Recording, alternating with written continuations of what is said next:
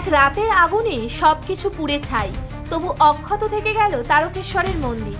এটা কি কাকতালীয় নাকি মহাদেবের অমোঘ কৃপা?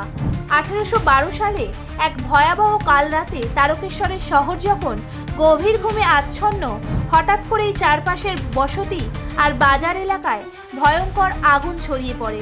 আগুনের লেলিহান শিখা দ্রুত সবকিছু গ্রাস করে ফেলে। ঘরবাড়ি, দোকানপাট, মন্দির প্রাঙ্গণের অনেক অংশ সবই পুড়ে ছাই হয়ে যায়। আতঙ্কিত মানুষ প্রাণপণ চেষ্টা করেও সেই সর্বনাশা আগুনের সামনে হার মানে।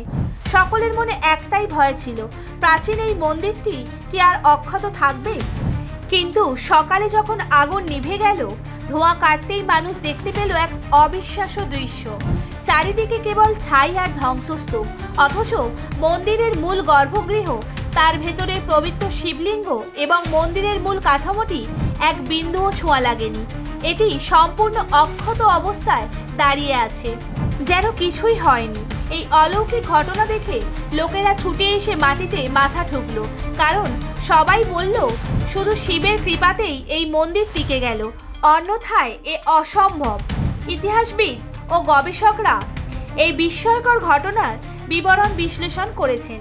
কেউ কেউ বলেছেন মন্দিরের পাথরের গঠন বা বিশেষ স্থাপত্যশৈলী হয়তো অগ্নি থেকে মন্দিরকে বাঁচাতে সাহায্য করেছিল।